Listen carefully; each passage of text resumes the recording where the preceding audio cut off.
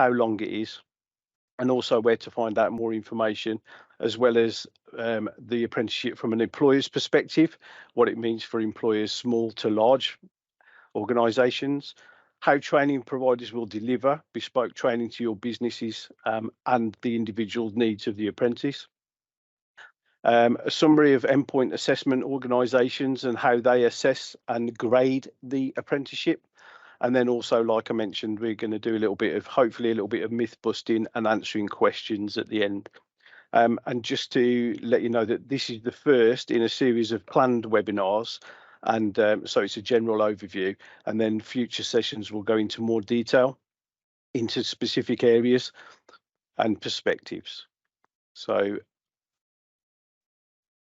next slide, I think, please, Dorcas. I think we've covered off the consent to record it.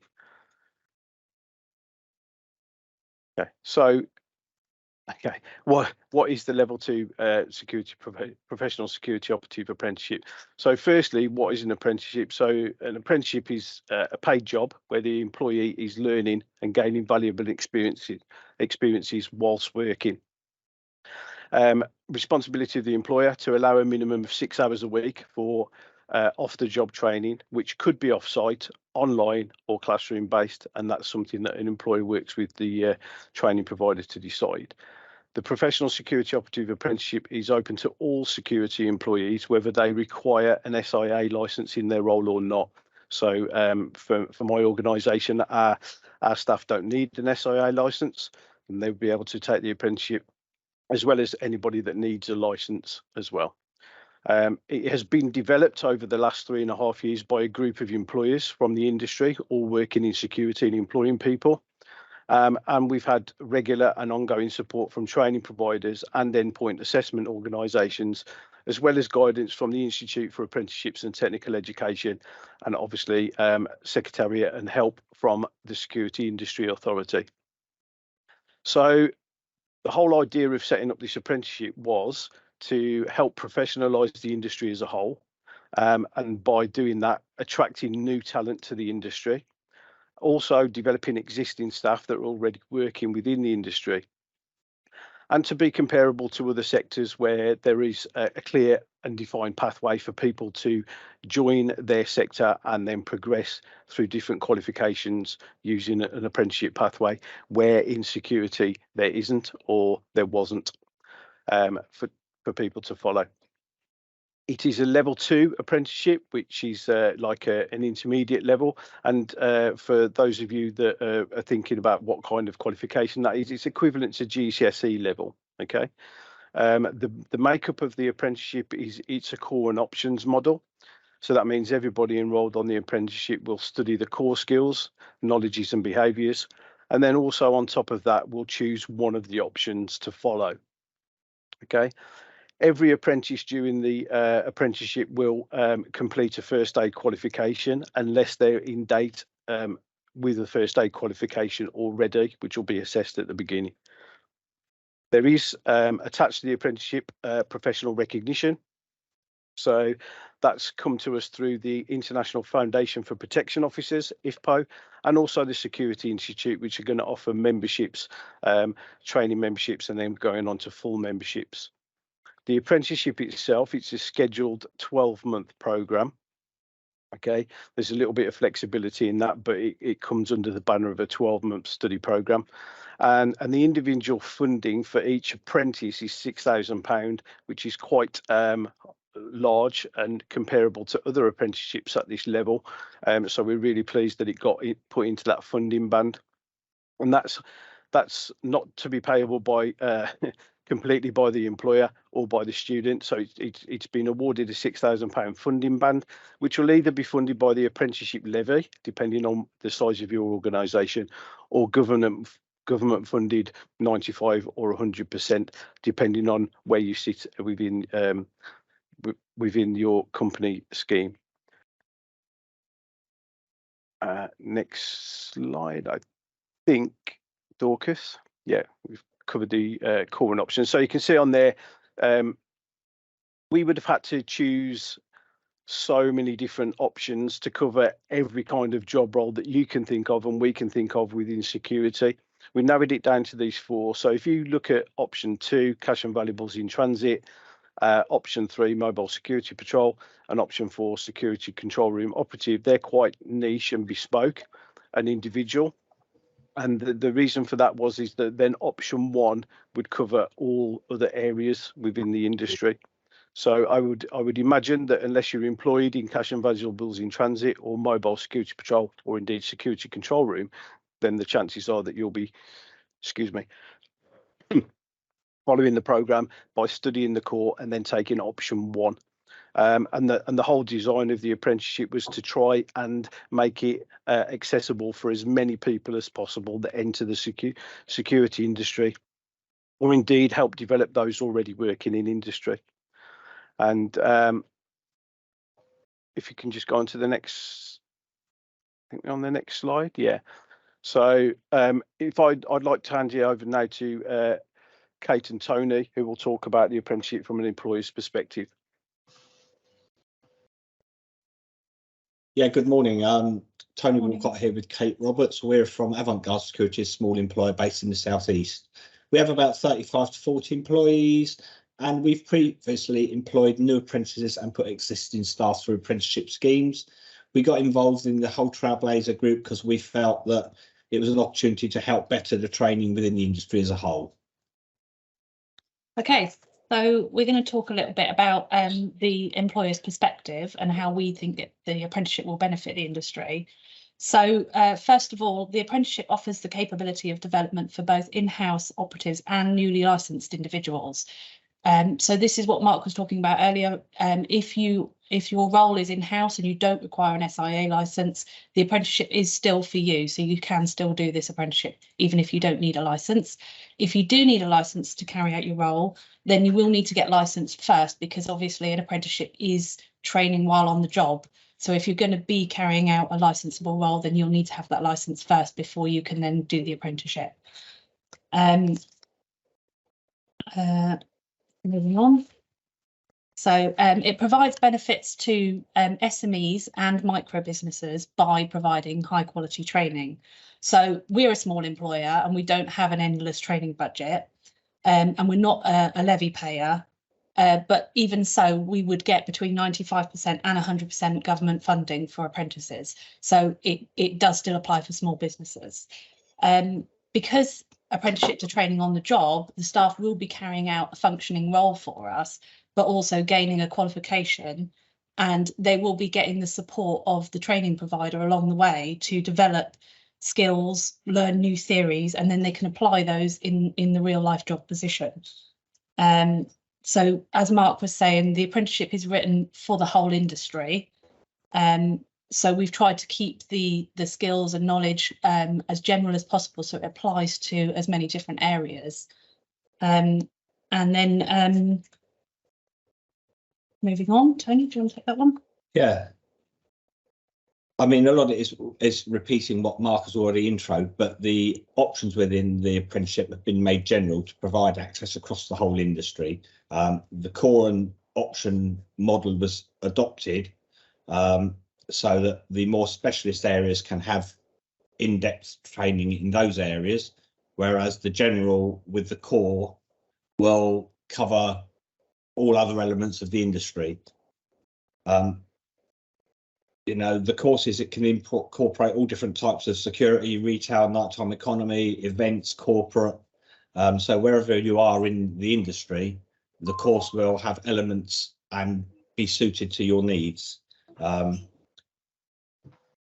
The roles might not be clearly labelled in the options, but as I said earlier, Core 1 will allow a huge amount of general security knowledge and information to be applied to any of the roles within the sector. It's also good because it can be offered to existing employees that are interested in furthering their career within the industry and taking consideration of prior learnings. The apprenticeship certainly isn't for young school leavers or anyone that's just new to the industry. Anyone can take the apprenticeship, even if they've been undertaking the role for quite some time. The purpose is to develop the skills, learn on the job, and use this as a starting point of a career development. There are high level apprenticeships to continue in the progression We've had apprenticeships over the years ranging from 19-year-olds through to people in their 50s. Some wanted to develop skills and knowledges to improve their existing role. Others wanted to develop skills for future career progression. And we've had some that have left us and taken great jobs, and we've been really proud to have helped them on their way with that. The level 2 is a good starting point for people new to the industry, but also for those that might want to go on to a level 3 but have been out of education for a while. It's a big step going from next to nothing to a level 3, so we've now got a stepping stone. And I suppose now, in line with other industries, the private security sector now has a clear educational progression through the apprenticeship scheme. Okay, so that's all we've got to say at the moment. So we're going to hand over now to Paul Lawton-Jones, who's going to give you the training provider perspective. Thanks very much. Morning, everybody. So my name's Paul Lawton-Jones. I'm the Managing Director of a training organisation called Mercury Training. I'm representing the training organisations on this meeting this morning. I was fortunate to work with some of those providers as part of the trailblazer that's been developed. So what I'm going to talk to you about today, though, is what the training provider does as a relationship with the employers. So, Dorcas, if you could just pick through a couple for me, please, if you wouldn't mind. Can anyone else see that? It just says delivery model. There's one before that one, Dorcas. Technology's great. Okay, so what I'm going to do is I'm going to carry on anyway. We know what technology's like. Ad lib, here we go. So what does the training provider actually do? I think this is the main thing. Our job as the provider, think of it as a partnership, really is to enable employers in our sector security, everyone from a micro security employer to a SME to a large employer, to actually help you access the funding is the first one. We work with many small and micro businesses, but also some large businesses, believe it or not, that don't sometimes know necessarily how to access the funding available. So the first step is to meet your training organisation or a training organisation similar to ourselves, have a meeting. We will guide you in how to set up the funding aspects as part of this programme itself or this apprenticeship. So it's our job to support you to how to access the funding. The other thing that we do, which is the critical part, is these apprenticeships are designed to be employer-led, not over the years training provider-led, but employer-led. In other words, it's our job as the training organisation to help you design the specific programme to meet the needs of your own organisation. So be it retail, could be corporate security, concierge. As we know, variety of sectors out there that we all work within. It's our job to make this programme fit to your sector itself. So that's the first thing. The other thing is this is above and beyond what happened in the old in our SIA licensing training. A lot of us from the private sector, we've all got our licenses. Those who are not from the private sector, it's in-house. The thing about the programme though is designed with yourselves, the employers, as in to fit around your unique site assignment instructions, procedures or policies as well. So that's the reason. The other thing that happens is it's our job or role as a training organisation to also help you fit the programme around how you want it designed to fit around your operations. So it could be some of your learners or team members might be Monday to Friday. The majority, they will be shift workers. So it's our job to work with you to figure out what is the best delivery model for yourselves. So some employers might want us to work shifts with the learners. So that could be days, nights, earlys, lates or weekends. It's your role as the employer to tell us what you prefer, and it's our job to fit in around what you require. The beauty of these programs is the people that deliver them.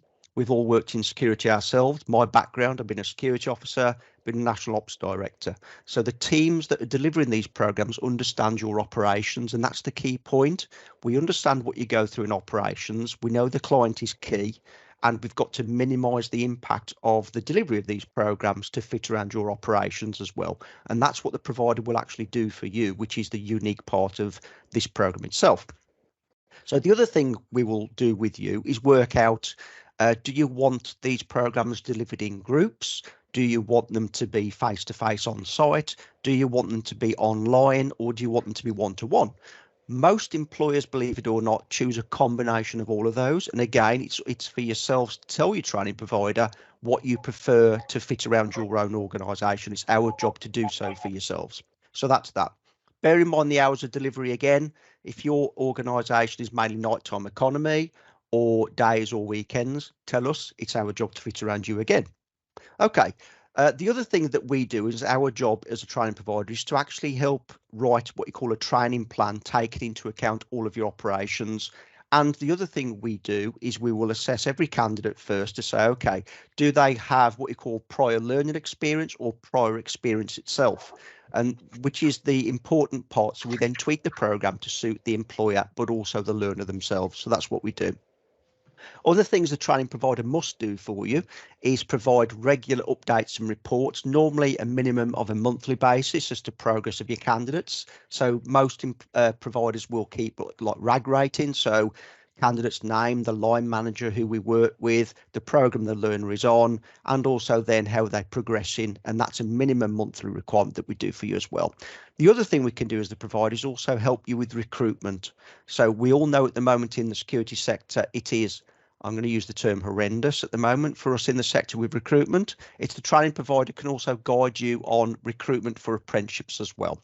So Dorcas, are you okay to move to the next slide, please? Thank you.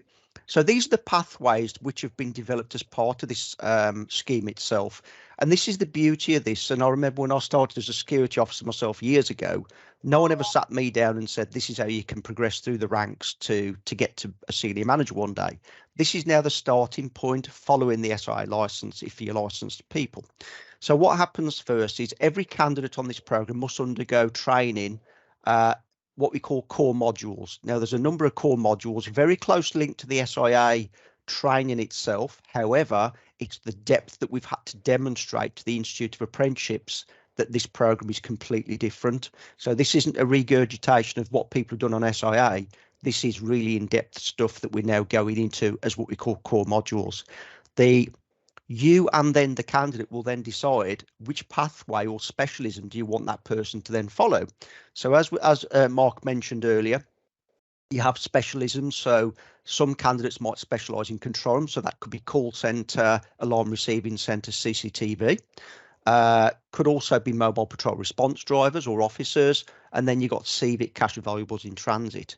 There is then the generic one specialism called operational security. So that could be people working in shopping centres, could be retail, could be store detectives, concierge. There's a number of aspects in there. Could be hotel security, could be Ministry of Defence. So there's a number of aspects that fit into that.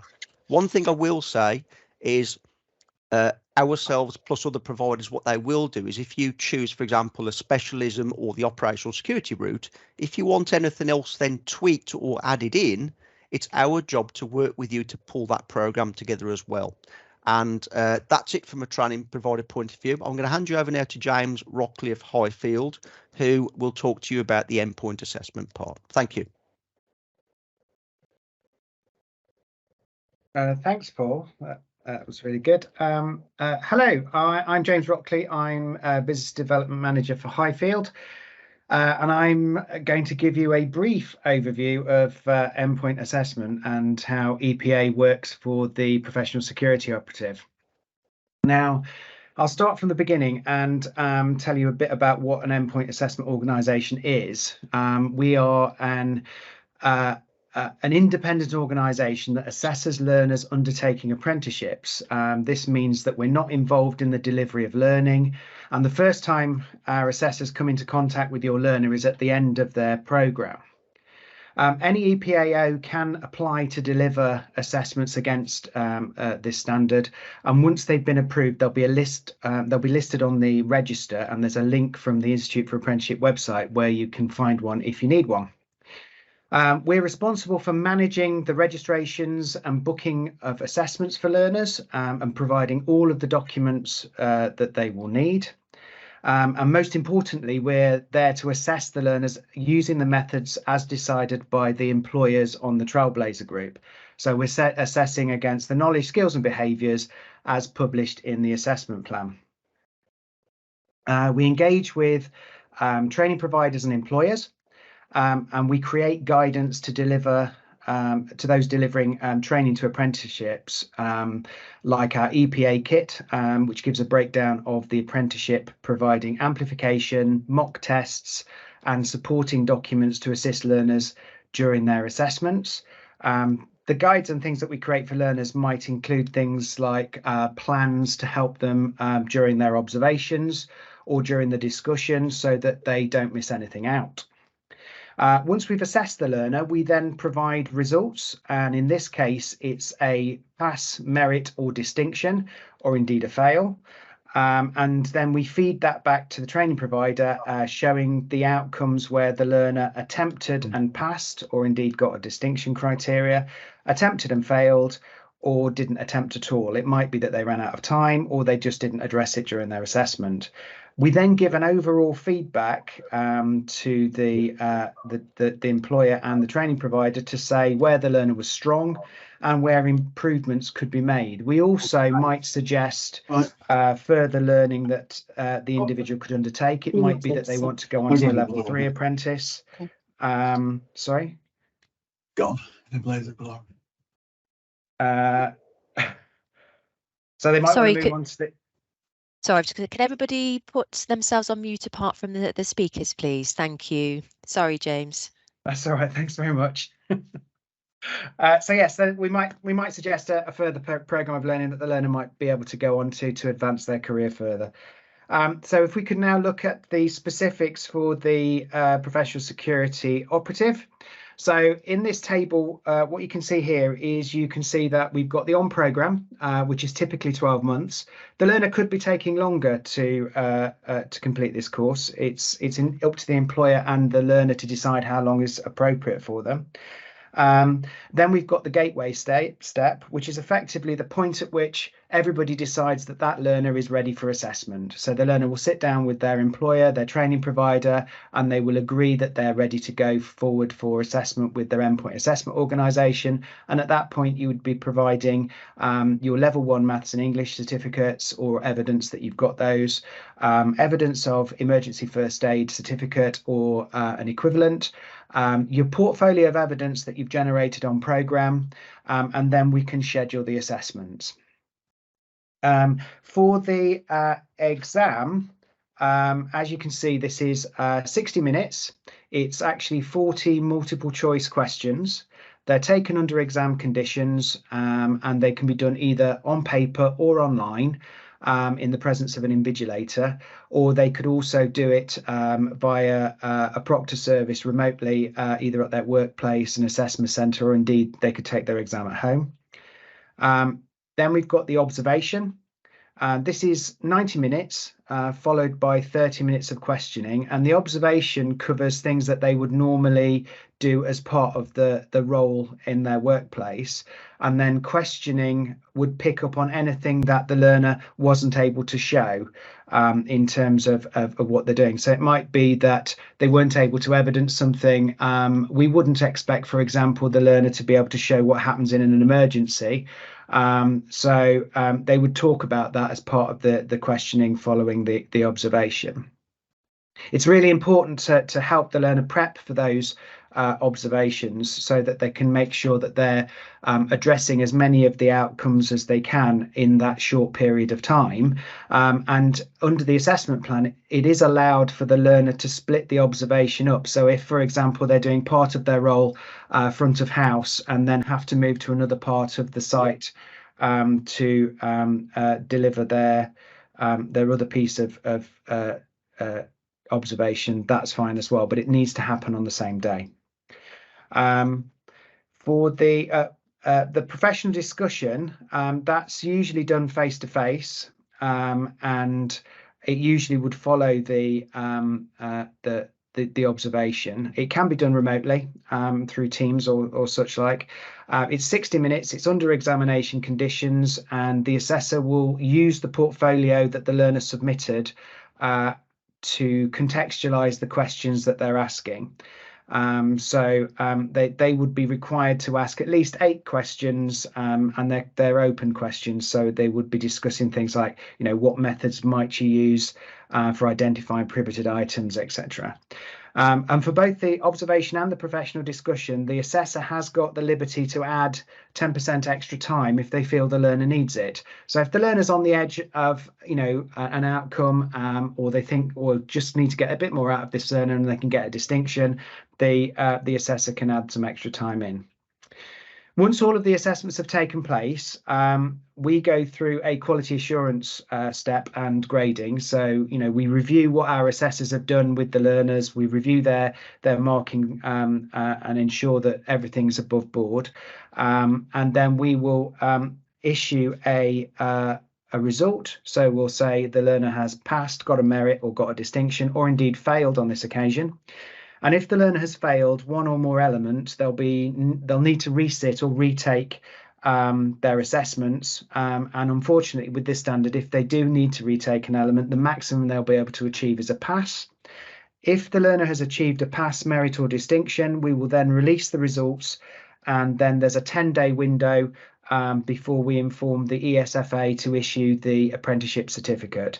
The reason for the 10-day window is that if the learner wants to appeal the decision, say we've issued a pass and the learner thinks they should have got a distinction, they can appeal, and we've got that window in place. But otherwise, the ESFA will go on and then issue the certificate to the nominated receipt. So that's endpoint assessment quite briefly, and I'm now going to hand back to Paul. No, Mark. Thanks, James, and thanks everybody for their little bits of information regarding employers, training providers and endpoint assessors. As I said, this is quite a general overview of the apprenticeship, so we're trying to include a lot of information, but then from that, as part of the programme going forward next year, there'll be more webinars which might be specifically for employers, specifically for apprentices, and we can really drill down and go into a lot more detail. But now I think we've coming up to the myth busting or common misconceptions about apprenticeships. So myself and the speakers will be online. I think Dorcas is going to pose some myths to us, and we're going to do our best to answer them. And we're also joined, I'm pleased to say, by Daniel Green, who's the Senior Project Manager from the Institute for Apprenticeships as well. Over to you, Dorcas. Thank you, Mark. So this section, we're going to have a look, as Mark has said, at some common misconceptions about the apprenticeships. So I'm going to be posing some of these myths and asking one or two of the speakers to address them, and hopefully we can bust some myths at this point. So my first myth I'm directing over to you, Mark, and it says apprenticeships are not real jobs, and apprentices won't be given real security work to do. Well, that is a myth. So, I mean, from my perspective, I will recruit a security officer through the normal channels. They'll do the normal assessment test and the normal interview. If successful and appointed as a security officer, what I'd then be looking at is enrolling them on the apprenticeship. And the only thing that I would have to provide as an employer is that time for them to do the apprenticeship. So it's a real job doing, every day, apart from their study time, they are doing and conducting the duties that any other security officer would be doing for me, and on the same money. So yeah, that's a myth. Thank you. So the next one, I am going to direct this over to you, Paul. It says this apprenticeship is the same as the SIA license linked qualifications. Right, okay, all right then. The myth busting, here we go. It's definitely a myth. So the program itself has been in development for nearly 3 years with employers mainly, and that's not the typical large employers. Should we also say some smaller employers who are also niche? And we had to demonstrate to the Institute for Apprenticeships before this was allowed to go live to yourselves that this is well above and beyond the SIA license link training program. So there was myself and other training providers involved in this for the last 6 or 7 months before it actually went live and was passed to be accepted, that we had to demonstrate the depth that we're going into. So as we all know, when people get the license, that's the start of the journey, to be honest. It doesn't mean they know anything about security. It means they've pass the requirements to get the job. That's when the learning starts. So we had to demonstrate as part of this program that the amount of depth that we go into is well above and beyond what they get from license linked training. So yeah, it's definitely a myth. There's so much detail behind what we have to go into to do with the actual job. And that's when, if you meet your training provider, they'll talk through all that for you as in the depth, to then also link it to your company, your organisation, and the site specific stuff as well. Thanks, Dorcas. Hope that's okay. Yes, that's great. Thanks so much, Paul. We're going to stay with you for the next one as well, if you don't mind. Okay. And the next one says, an apprenticeship means lots of time at college. Yeah, huge myth. Right. Okay. So the beauty of these programs and the reason why it's taken the 3 years, obviously COVID as well kicked in, but the way it's been pulled together is apprenticeships are designed that everything happens at work. And there can be some study externally, so don't worry about that. But this is why when you first meet your training provider, you have a really in-depth discussion about what is your preferred method. So a lot of people will choose, okay, I do want groups and it can be off-site, or I want some on Teams, or I want it all delivered on-site where the learner works. What we have to remember here is the learner has to demonstrate around about 6 to 8 hours of learning every week, which is what's got to be done as part of the program. However, it's how it's delivered around your operations. So it doesn't mean a candidate has to sit in a dark room for 8 hours a week on a computer studying. Doesn't mean that whatsoever, because a lot of the work is actually done. Well, it's all done during working hours while they're at work on shift, and which is why it's important that you have a really good discussion with your training provider. Us and other providers on this call, plus others that are allowed to deliver this program at the moment, they will work with you and fit the best delivery model to suit your organisation, which means days, nights, weekends when people are on shift. You know, some of it might be blended, as in could be online with some face-to-face, but on site. It's the training provider's job to work with the employer to do what you want us to do. So yeah, lots of time and all that. No, the beauty of it as well is it's all designed. It does happen at work. And we all know we work a lot of hours in security. So home time and family time is exactly what it's for.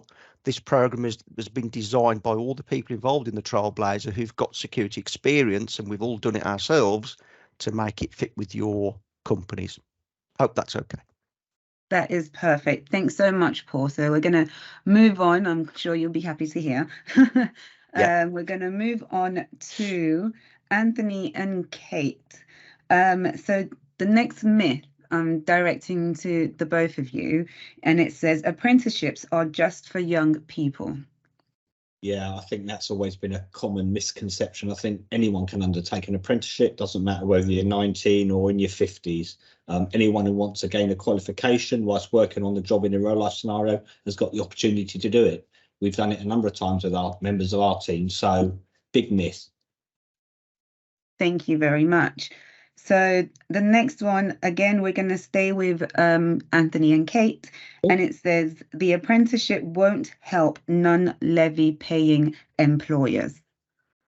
Okay, well, we are a small employer, so we are a non-levy paying employer. So yes, we don't access the levy for our apprentices, but we can get 95 to 100% government funding when we take on apprentices. Now, over the last 5 years, we've had 4 apprentices. Some we've recruited directly in as an apprentice, and some have been already existing employees that we've then put on an apprenticeship. And yeah, we've got 95 to 100% funding, and the training providers will help with that process to get the funding, and then any payments that do need to be made will be made in instalments, so it is completely affordable, and definitely as a small employer and a non-levy paying employer, it's still been a huge benefit for us and for the employees who've done the apprenticeships with us. Thank you guys very much. At this point, I'm going to welcome Daniel Green into the conversation. And this levy says this apprenticeship is not available in the devolved nations. Could you please comment on that?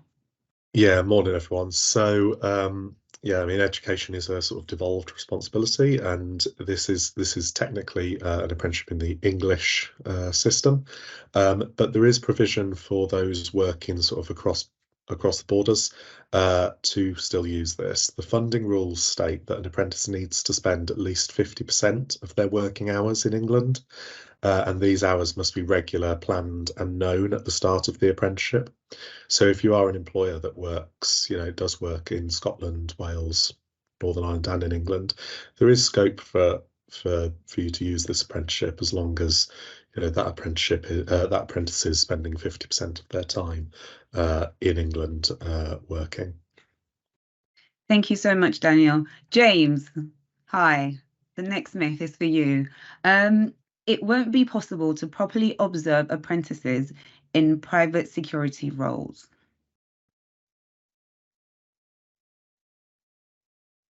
You're on mute.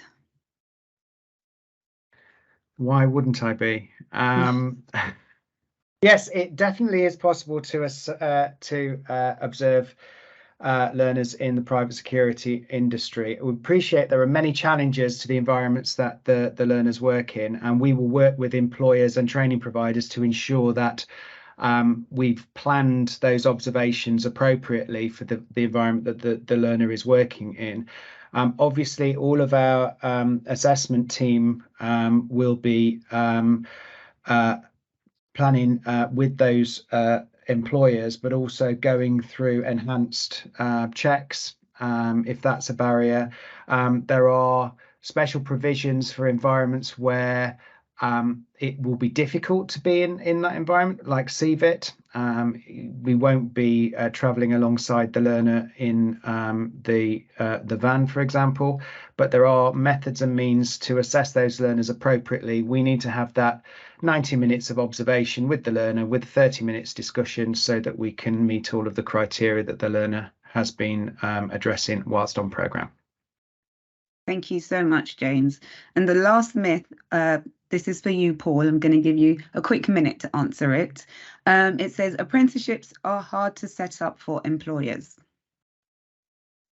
Okay, I'll be honest. I've worked with many government systems over the years, and the system which is used called the DAS on this system for apprenticeships is an absolute doddle. It's the only government system I can actually say which is so easy. The training provider will help you literally hold your hand from start to finish to set you up. We've set people up in the quickest about 2 or 3 hours. We've had some people take 2 days. It's our job as the provider to help people with the funding side of things.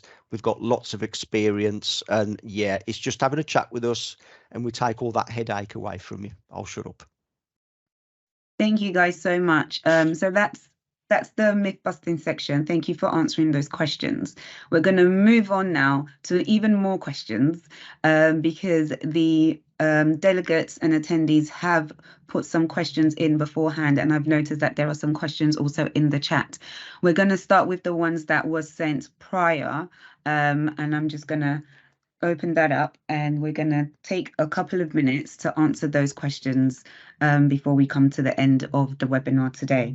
So we're going to start. Mark, I'm going to ask this of you, and if anybody also out of the speakers has anything to add to these questions, please do jump in and let's get a discussion going on these questions. So Mark, the question says, how does this work regarding the apprentice doing activities that require an SIA license? Yeah, okay, thank you, Dorcas. I mean, if you're an employer and your staff need to have an SIA license in order to work for you, then that is still the case. They will need to do that.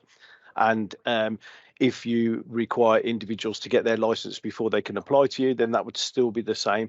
The SIA license is not part of the apprenticeship, but what that does is it allows the apprenticeship to be open to anybody, whether they work in private security or not, whether they need a license or not. Hopefully that covers it. Thank you, Mark. The next question, I don't know, Paul, if you might want to answer this. It says, I would like to upskill. I don't know if you'll be able to give a general idea on upskilling. Yep. So the upskilling, I mean, this isn't just for new people to the industry. It's actually for people who've been in the industry for a year or two as well, maybe even a bit longer, because some people might have been working, say, in retail or a shopping centre on the ground. and now all of a sudden they're going to be moving to work in the control room, which, as we know, is vital in those sort of environments. So they might then choose, even if they've been in the sector for years, they want to specialise in the control room specialism. So it's there for everybody, and anyone that wants to upskill, really, they just need to speak to the line manager and normally their HR department or the learn development team, or for smaller organisations, just speak to the boss, because they will assist. Great, Okay, thank you. Yeah, that is perfect. Thank you so much. So the next question, this can be either for James or for you as again, Paul. The question says, how do you expect us to make videos when we are not allowed to if the person is under the age of 18? The current guidelines of the awarding body, how do you expect us to carry out the assessment? I'll talk from the point of view of the EPAO. We're not expecting any video evidence to be part of the portfolio or part of the assessment in terms of actually meeting the criteria.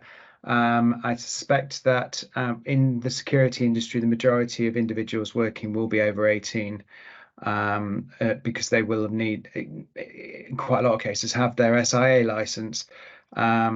But I don't know if Paul's got an opinion on that as well. Yeah, I mean, we have got a candidate 17 currently on programme. It's all about the way we speak with the employer and get things put in place. I can't see anywhere in this apprenticeship standard where it says the awarding body and about assessments and things like that. So we don't use video anyway, to be fair. So there are a lot of other ways of gathering evidence if we need to. So yeah, it's not an issue. It's just the way we get permission from the employer and the candidate if we had to, if that makes sense. But yeah, so there's loads of other methods rather than just using video anyway. Mm-hmm. Yeah. Great, thank you so much. Mark, I'm going to come to you now. And the question is, how can I apply for the apprenticeship? Yeah, sorry, I was just typing an answer to. I'm trying to answer questions in the chat bar as well as I go. So hopefully I'm getting those correct and I'm still listening. So how do you apply? Okay, so if you're actually employed in security at the moment, go and speak to your employer. They might not be aware of it, although we've got quite a few involved in the Trailblazer and on this call. So go and speak to them and say, "Oh, I found this apprenticeship. I'd really like to do it," and get them to find out. You can apply to you can go onto the Institute for Apprenticeships and Technical Education and look on their website. All your questions and everything about the apprenticeship is on there. It also has a link to say, "I'd like to study this apprenticeship." If you click on that, that will give you some information as well. Perfect. Thank you so much, Mark. So I'm going to direct this next question over to you, James. And the question is, how much and how long will it take to complete? What, the whole apprenticeship? Yeah. The apprenticeship will take a minimum of 12 months on programme. There is then following an assessment window, which will start once the first assessment takes place, and that period is typically 3 months. So the learner will be effectively an apprentice for up to 15 months. But they could take longer, depending on what work role they're carrying out. It might well be that they are not doing full-time work, and they may prorata the on-programme delivery. So it could well be that the time on programme is extended. Thank you so much. And Mark, if you don't mind answering, how much will the apprenticeship be? To the learner, to anyone studying the apprenticeship, it won't cost anything. To the employer, it basically, if you pay into the apprenticeship levy, it will only cost you time of allowing that employee to study for those minimum of 6 hours a week. If you're a non-levy paying employer, then as been mentioned before, work with your training provider. You will get up to 95% funded by the government if you are not a levy payer, and I think in some instances 100% covered. So on a £6,000 apprenticeship, if you've got 95% funding, you'd be talking, what's my maths like now? You'd be you'd be talking about paying £300 for the apprenticeship that's at a total cost of £6,000. So there is funding out there for everybody, whether you're paying to the levy or not. Thank you so much, Mark. I'm going to come back to you, James. The question is, who is the awarding organisation for the apprenticeship scheme? Right, okay, so the endpoint assessment organisations are just responsible for the assessment of the individual, and then we have got oversight from the external quality assurer. The actual organisation that issues the certificate is the ESFA. They're issuing a certificate to say that the learner has been through an apprenticeship, and that's who the certificate is actually issued by. So there aren't awarding bodies like there would be for the qualifications. Perfect. Thank you so much. Daniel, if I can direct this next question to you, please. We've touched a little bit on this already, so if you could just elaborate a bit more. The question is, will funding be available so that training companies in South Wales can offer this? Right, yeah, again, so this just comes back to that answer on the funding rules. As long as that apprentice is doing 50% of their hours and they're planned at the start of that apprenticeship in England, they're eligible to receive funding. In order for a training provider to deliver this apprenticeship, they must be registered with DfE on the Apprenticeship Provider and Assessment Register, trying to figure out what the acronym was there. And there is a process that any unregistered training providers can go through in order to get onto that. But yes, like we said, there is a cross-border sort of provision in there, as long as 50% of someone's work is in England. Following from that, which I'm sure you've already answered this, but it would just be good for the sake of the individual who asked the question to just touch on it once more. Please confirm, are we to pay for the specialism course? So pay for the specialism courses. So all of the training towards the KSBs that are listed in the apprenticeship standard is funded by the levy, or 95% of it is funded if you're a non-levy payer. So there isn't an expectation that the employer or the apprentice has to pay sort of additional to that. And yeah, as always, your training provider is generally a real expert on, what can be funded in delivery. And so any sort of questions, it's good to speak to your training provider in detail about that, but it's fully funded for the majority of employers, 95% funded for some of those non-levy paying employers. Thank you so much, Daniel. Sorry, Dorcas. Can I just add to Yeah. that, because I don't know whether there's a little bit of confusion, not what Daniel said, but just to clarify, if you're enrolled on the apprenticeship, however that's being funded, whether it's fully through the levy or 95% through the government or whatever, there's no additional cost for any of the different options. It's once you're on the apprenticeship, it's the core and one of those options that you study. That's your choice as the employee and employer. Thank you, Mark, for adding that to it. So if I stick with you again, Mark, the question is regarding the video. We are currently recording the video, and the question's asking if the video will be made available. Yes, it will. I can't remember where we're going to put it now, but it's been recorded so that people that couldn't join today will have access to it, and also anybody that's on it can go back and just refresh and be able to share it with other people. Can we just confirm where it's going to be shared? Sorry, Dorcas. Yeah, that's fine. If I direct that question to Anthony. Yeah, sure. I will post a link in the chat. We've set up a page on our WordPress site, which will have information about the webinar, where you can get links to further information, some of which have been mentioned in this webinar, and we'll constantly update that page with guidance as we go through, and the recording we hope will be up on this page in a couple of days. So I'll post the link now to that page so that you can go on there and have a look. Thanks for that, Anthony. Thank you. Thank you, Anthony. Mark, I'm going to stay with you again, if you don't mind.